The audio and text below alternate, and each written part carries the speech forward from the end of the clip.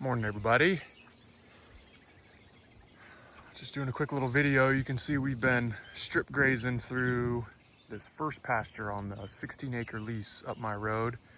Really good stuff, especially up here in front. As you get further to the north, it's a little less dense, but still good grazing nonetheless. I've had a heck of a time trying to get good electric on these wires because this stuff is just so dang tall. I've actually brought a weed whacker, a weed trimmer out here, and I've been mowing the strips essentially with that thing that I've been laying down for the lowest wire to stay clear as the herd does what they're doing now, and they're just moving through this stuff. They lay it over. So as they walk by, they lay over some of this tall stuff. It ends up laying on the wire anyway. I mean, it's been working. No one's been escaping, but I've also had to do the double strand, and then I've been using this Gallagher smart fence system too, which I will talk about in a later video. I'm not gonna pass judgment on it yet until I get some more use on it, just because in short, it's not what I hoped it would be. Truthfully, in stuff like this, I mean, dude, this stuff is chest high in some areas, you know? Not a lot would work in a situation like this.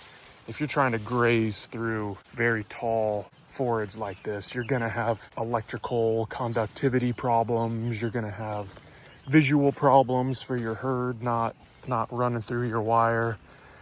You're gonna have, problems reeling it up and setting it up. This isn't the best place to be testing that and making a judgment call on that stuff. A lot of clover in this pasture. I frost seeded clover probably, I think it was 2 years ago now. Or I guess it'd be 3 years ago. I had really good clover last year. The first year it was all right.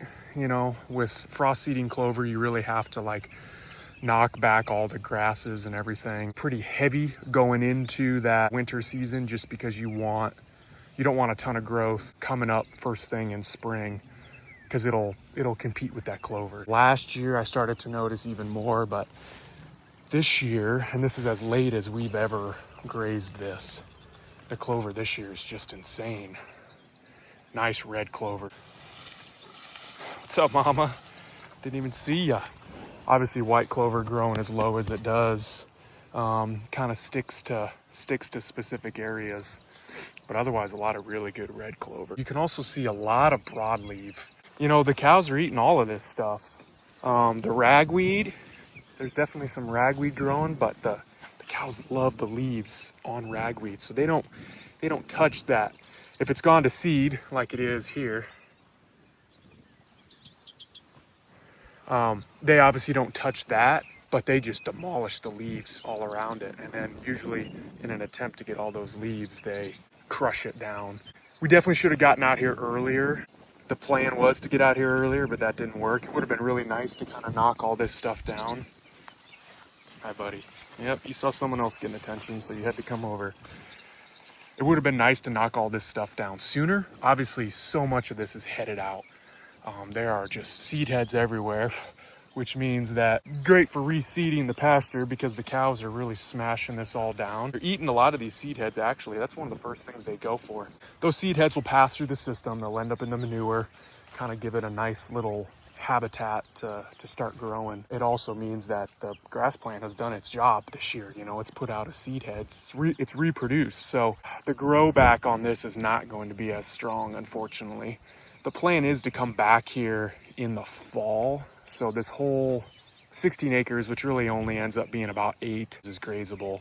I'd like to run it through before they come home for breeding. I'm gonna be rushing to get them through all 8 acres before they have to come home in July. And I'm actually starting to consider either pushing my breeding date back a week, or I'm gonna split the herd. I'm gonna bring the six females that are getting bred, I'm gonna bring them home, start them on the breeding process and regrazing through all my stuff, and then leave the other 6 out here to finish up. Or, like I said, I'm just gonna fly through these last handful of acres to at least get a knockdown on all the good stuff right now, and then they'll be back out here in the fall. This is what I was talking about. These were a lot of these broadleaf weeds And they are eating it. I mean, they're taking this stuff off. Like here's some of that ragweed. Things been stripped. Left the seed head, of course, but all of the leaves are off of it.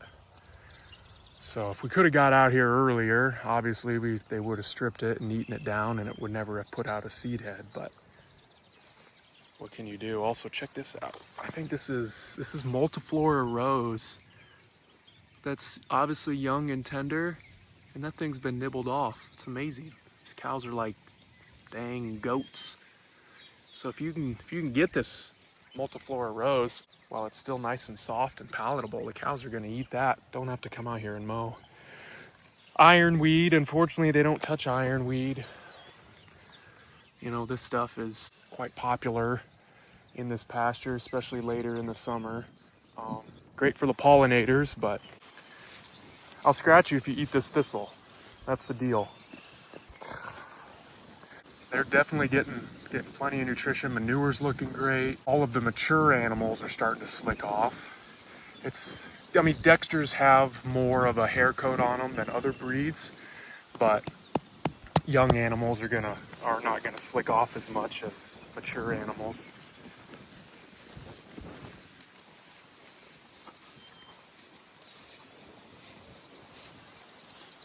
And they're obviously not hungry, as hungry as they need to be, because if they could take the time to stop eating to come up and get some scratches, they're not in a rush to get eaten.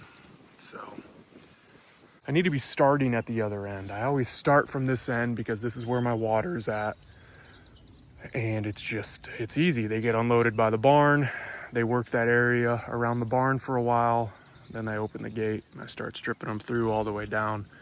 But the impact is always far greater right here, and it makes sense. I mean, the growth is so much better. And then, like I said, as they go further to the north, the forage gets a lot thinner, a lot more sparse. There's a lot more broadleaves. And that's just because by the time I get out there, there's no shade when they get over there, unfortunately. So this tree really, for the majority of the day, is the only shade that they have in this paddock. Well, I have to leave this open to them, especially as we get later into the summer. You know, we're approaching mid-June here. If I show up here earlier in this, or I guess later in the spring, earlier in the summer, when it's not as hot, start them way down there and intensely graze them back up this way.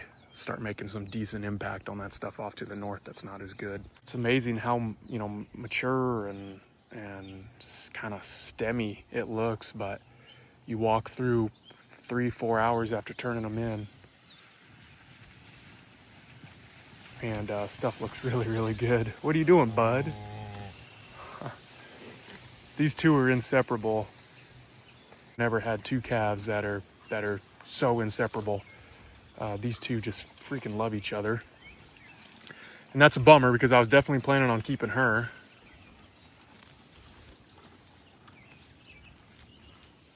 But the little black heifer was gonna go down the road just because, like I said, black heifers is the majority of my herd, and I really want to proliferate her genetics, which is, you know, that's her mom. And so I really can't keep another one of number 3's heifers to continue on. But we'll see. Maybe they'll start hating each other as they get to breeding age, and then I won't feel so bad about splitting them up. But in the meantime, I would not split them up. They are best friends. All right, guys, questions, comments, concerns, sarcastic remarks, you know the drill. Leave them down below. Check us out on Instagram at WR_ranch. We are online at WRockingR.com. And we will talk to everyone later.